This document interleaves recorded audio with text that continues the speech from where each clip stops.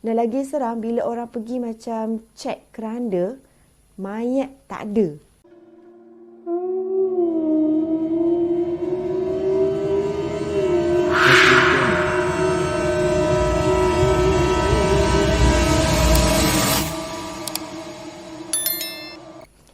Hai, Assalamualaikum and welcome to Pika Storyteller channel. So for those yang dah pun tekan butang subscribe, Pika nak ucapkan thank you so much. Thank you for your support. And for those yang belum lagi tekan butang subscribe, please tekan butang subscribe di bawah. Dan jangan lupa untuk tekan butang loceng so that next time bila Pika keluarkan video yang baru, korang akan terus dapat notification daripada Pika. Dan jangan lupa juga untuk tekan butang like dan follow Pika di Facebook dan juga di Instagram Pika Storyteller. Jadi, untuk video kali ini, Pika akan menceritakan tentang 3 kisah seram yang berlaku di negeri Sarawak. So, without wasting our time, let's get started. Kisah yang pertama, hantu bangkit kucing. Okey, kisah ni sebenarnya pernah viral dekat Twitter sekitar tahun 2017 di mana ada seorang perempuan ni dia ceritakan tentang kononnya kejadian yang pernah berlaku dekat kampung dia dekat Kuching sekitar tahun 1998 ataupun 1999 yang mana dia kongsikan tentang kejadian misteri yang berkaitan dengan hantu bangkit. Okey, hantu bangkit ni kononnya turut dikenali sebagai orang kayung dan cerita tentang mitos mistik ni pernah bermula dekat, kononnya lah, pernah berlaku dekat satu kampung yang bernama Kampung Kayung. Kononnya dulu ada 7 orang pemuda yang gagah berani. Diorang ni decide untuk tebang satu pokok yang sangat besar dekat kampung diorang tu. Dan ada yang kata pokok tu adalah pokok kedondong. Masa diorang nak potong pokok tu, nak tebang pokok tu kan, tiba-tiba diorang dapat dengar suara yang keluar daripada pokok tu yang macam meminta diorang untuk berhenti. Jangan potong, jangan tebanglah pokok tu. Tapi diorang macam abaikan dan lepas tu pokok tu pun bagilah satu sumpahan dekat diorang. Sumpahan itu adalah sesiapa yang tebang pokok ni akan disumpah bangkit dari mati 7 hari untuk 7 keturunan. Dan disebabkan diorang ni semua rasa tercabar dengan pokok tu, diorang pun abaikan dan terus potong, tebang pokok tu. Selepas beberapa lama, salah seorang daripada 7 pemuda tu tadi mati mengejut tau. Dan orang kampung pun tanamlah dia pada waktu petang. Tapi yang menjadi satu kejadian yang sangat pelik dan misteri dekat kampung tu ialah sekitar waktu malam, heboh satu kampung ni yang kononnya pemuda tu tadi yang meninggal petang tu kan telah pun balik rumah.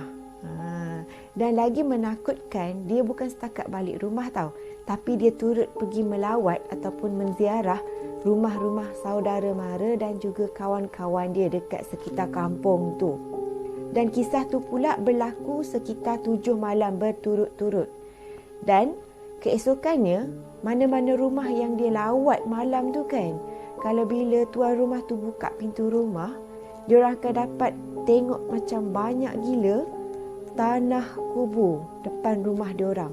Ni bukan tanah kubur cerita Astro tu tau. Ni tanah kubur yang tanah, tanah daripada kubur tu. Okey, berada depan pintu rumah tu.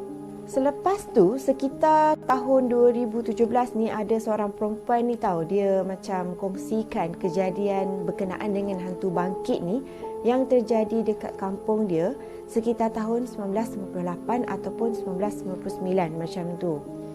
Dia kata ada dekat salah seorang penduduk kampung dia pada masa tu, iaitu kawan kepada ayah dia sendiri, telah pun meninggal dunia pada hari tu.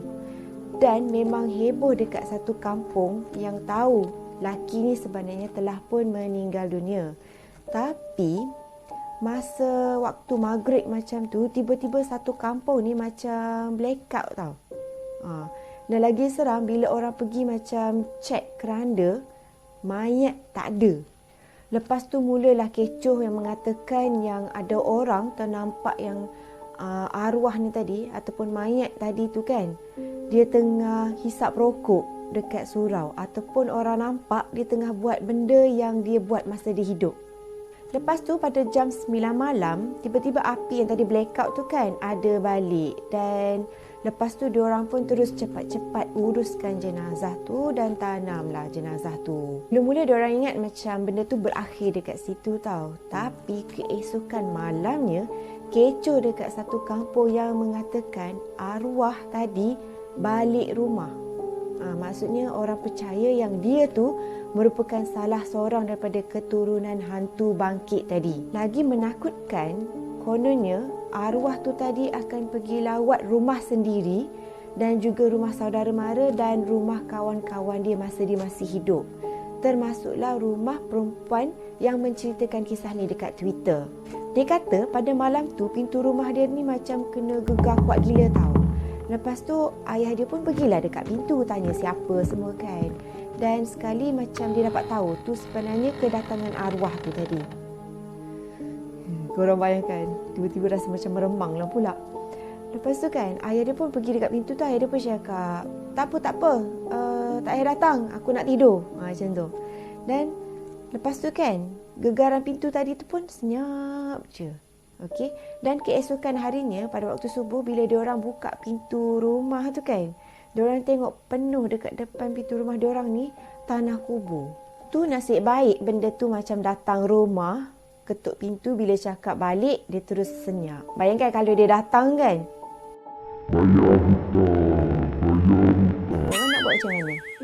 Dan lepas tu diorang pun panggil lah seorang ustaz ataupun macam tok bomoh, pawang macam tu lah. Diorang panggil dan mereka pun carilah arwah ni tadi. Dan mereka pun jumpalah dia ni dekat surau tau. Lepas tu yang ustaz tu tadi pun pergilah dekat arwah ni. Dan dia cakap, kau kembalilah semula ke tempat kau sebab kau dah pun meninggal dunia. Dan lepas tu dia pun macam adalah buat bacaan sikit. Dan lepas tu kan arwah tu pun macam hilang, macam gaib gitu. Dan mengikut perempuan ni tadi juga, selepas tu kan family kepada arwah ni pun mungkin disebabkan dia macam rasa malu kot, diorang pun macam berpindah. Diorang tak tahulah pindah ke mana. Sebab selepas daripada kejadian tu, orang kampung mula kata yang keluarga arwah ni tadi adalah salah satu daripada keturunan hantu bangkit tu tadi. So that's why diorang pun pindah. Lagipun diorang pun selalu dipinggirkan oleh orang kampung. Yelah, seorang kampung macam takut kan, sebab orang kata, oh ni family hantu bangkit ni. Macam tu. Kisah yang kedua, Pantai Pasir Pandak, Santubong. Pantai Pasir Pandak ni merupakan satu tempat yang sangat cantik. Sebab daripada pantai tu, korang boleh nampak Gunung Santubong. Gitu. Dan memang sangat cantik, tapi malangnya tempat ni juga ada banyak sangat kejadian misteri.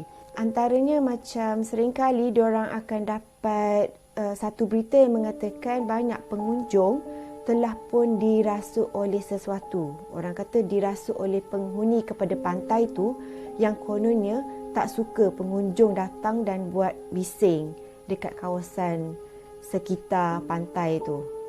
Dan menurut penduduk kampung dekat situ, biasanya orang-orang yang datang ataupun pengunjung yang dirasuk tu tadi sebenarnya mungkin telah membuat satu kesalahan ataupun membuat kekotoran dah. Contohnya macam benda tu sangat tak suka kalau orang datang dekat pantai tu kan. Lepas tu macam orang tu buang sampah, orang tu macam kencing merata, and then ada yang macam mulut celupa ataupun sekiranya dia orang datang sana untuk buat maksiat. Kita tahun 2011 macam tu ada satu kes ni yang mana ada lebih kurang 5 orang lelaki dan juga 4 orang wanita telah pun pergi dekat kawasan pantai tu sekitar pukul 12, pukul 1 pagi macam tu. Mula-mula okey tau. Tiba-tiba salah seorang daripada lelaki ni tadi pergilah dekat satu tempat ni, lepas tu dia macam kencing merata. Mungkin dia tak tahulah pantang larang dekat pantai tu kan. Dan lepas kencing tu kan, bila dia datang balik dekat grup dia tu tadi, tiba-tiba dia macam meraung, lepas tu dia menjerit macam orang gila. Dan mata dia masa tu kawan dia cakap jadi macam sangat merah. Benda tu dah menyeramkan kan. Tapi yang lagi scary ialah bila tiba-tiba kawan dia orang tu tadi buka silat. So disebabkan grup ni tadi rasa macam something wrong dengan kawan dia tu tadi. Teruslah diorang pun berlari dan pergi minta tolong dengan penduduk kampung. Dan nasib baik pada masa tu, diorang jumpa dengan penduduk kampung yang tahu juga sikit tentang ilmu persilatan. Dan dia juga tahu cara macam mana nak deal dengan benda yang mistik macam tu. So dia pun ikutlah grup ni pergi dekat kawasan pantai tu. Lepas tu bila dia lawan-lawan sekali macam penat kan. Lepas tu yang dirasuk tu tadi pun macam kalah lah. Dan lepas tu lelaki tu pun tanya dia, kenapa kau rasuk budak ni? Dan benda tu pun cakap, orang ni mengganggu tempat dia, buat kotor tempat dia. Lepas tu orang ni juga pergi kencing merata. Dia marah sebab orang tu rupanya pergi kencing dekat kawasan tempat tidur dia. Selain daripada kes yang tadi, ada lagi satu kes yang viral sekitar Disember 2015 di mana ada seorang jururawat daripada Johor ni hilang. Dia pergi macam piknik lah dengan kawan-kawan dia dekat pantai Pasir Pandak tu. Dan lepas tu tiba-tiba dia hilang. Dan lepas tu ada juga orang kata misi cari diorang ni yang kata yang budak perempuan ni tadi sebenarnya telah pun disembunyikan oleh orang bunian. Dan lepas tu ada juga orang kampung ataupun ustaz yang cuba untuk cari dia lah. Dan ada yang mereka kata pernah ada 2 orang ustaz ni kena tampar dengan jin tau. Masa diorang macam cuba untuk cari budak perempuan yang hilang tu tadi dekat sekitar gua layang-layang. Ada macam satu gua dekat sekitar kawasan pantai tu. Dan selepas tu pada tahun 2016 pula ada remaja ni yang berusia 15 tahun, budak lelaki yang jadi mangsa buaya dekat kawasan tu. Yang mana kawan dia kata mula-mula nampak tapi tiba-tiba macam tangan macam hilang gitu. Lepas tu hilang. Rupa-rupanya budak lelaki tu tadi telah pun menjadi mangsa buaya. Dan mereka percaya yang berkemungkinan kalau macam kes yang hilang ni kan ada 2 sebab je. Satu disebabkan disembunyikan oleh makhluk halus ataupun orang bunian. Dan lagi satu pula adalah disebabkan oleh dimakan buaya yang ada dekat sekitar kawasan tu. Kisah yang ketiga, Jalan Nyabau Bintulu. Okey, Jalan Nyabau Bintulu ni katanya berada dekat dengan sekitar Hospital Bintulu. Okey, dan orang kata ataupun orang yang pernah melalui jalan tu kata yang jalan ni sememangnya terkenal sebagai jalan yang sangat keras dan seram. Ada satu kes ni, ada 2 pemuda yang naik kereta. Lepas tu dia pun lalulah jalan Nyabau ni kan. Dan masa tu diorang kata diorang bawa perlahan je. Paling laju pun mungkin dalam 60 km sejam macam tu je. Sebab yelah jalan tu pun gelap. Lepas tu macam jalan kampung kan, mana boleh nak laju, betul tak? Dan tiba-tiba diorang nampak yang daripada sebelah kiri jalan tu ada seorang perempuan tua yang tengah memimpin tangan budak yang berusia sekitar 7 hingga 8 tahun macam tu. Dan tiba-tiba benda tu tadi yang 2 makhluk tu macam nak melintas jalan tau.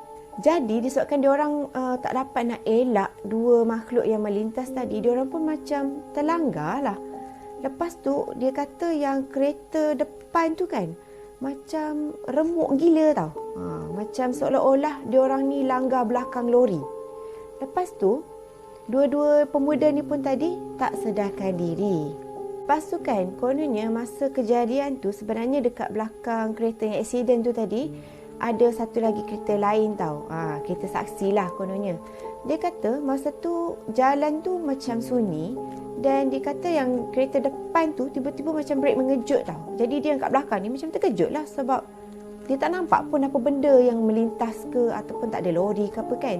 Dan lepas tu dia pun macam turun lah daripada kereta dia untuk pergi tengok orang yang kereta depan tu. Dan dia sangat terkejut yang kereta tu macam remuk gila. Dan dia pun tengok yang 2 budak lelaki yang dalam kereta depan dia tu macam tak sedarkan diri. Tapi nasib baiklah diorang kan dekat dengan kawasan Hospital Bintulu. So lepas tu kedua-dua mangsa ni tadi yang tak sedarkan diri tu pun terus dihantar ke hospital. Lepas dia balik daripada hospital, yang si driver tu tadi macam selalu meracau teruk tau. Dia macam meracau daripada waktu asar sampailah waktu maghrib. Dan katanya mengikut family member dia tu lah, dia kata yang si driver ni tadi akan selalu meracau dalam bahasa yang family dia tak faham. Dan selain tu juga driver tu sendiri akan selalu cakap dekat family dia ni, hantar aku balik dekat Jalan Nyabau. Dia macam nak suruh family ni hantar balik dia dekat tempat dia accident tu tadi. Jadi family dia orang pun of course lah kan rasa takut. Dan lepas tu dia pun panggil lah seorang ustaz ni. Dan ustaz ni pun buatlah sesi dialog dengan benda yang merasuk driver tu tadi. Dan tiba-tiba suara tu pun macam berubah tau. Jadi macam suara perempuan tua. Dan dia kata budak yang dia rasuk tu sebenarnya telah ataupun pernah mengganggu kawasan dia. Mungkin dia kata yang budak tu pernah buat something yang tak elok ke, ataupun mungkin pernah langgar family dia ke.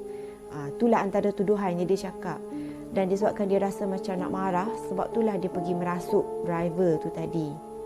Dan bila ustaz ni minta dia untuk macam keluar daripada badan budak tu, dia pun cakap lah dia mungkin akan keluar, tapi dia tak ada jaminan yang golongan dia yang lain yang menetap dekat kawasan sekitar Jalan Nyabau tu tak akan lagi mengganggu manusia lain selepas ni. Maksudnya macam bagi warning lah. Macam aku mungkin keluar, tapi mungkin family aku yang lain akan rasuk orang lain pula lepas ni dekat kawasan Jalan Nyabau tu. So, antara 3 cerita tu tadi, mana yang korang rasa macam agak seram sikit? Ataupun mungkin korang pernah dengar ke sebelum ni? Okay? Mungkin korang boleh bagi komen dekat bawah. Alright, so apa pun Pika harap korang enjoy dengan video Pika kali ni. Okay, jangan lupa untuk tekan butang like, comment and share kalau korang nak. Dan jangan lupa untuk tekan butang subscribe bersama dengan tekan butang loceng untuk dapatkan notification daripada Pika in the next time. Okay, so itu sahaja video Pika untuk kali ini. Hopefully Pika akan jumpa korang lagi in my next video. So see you soon. Bye.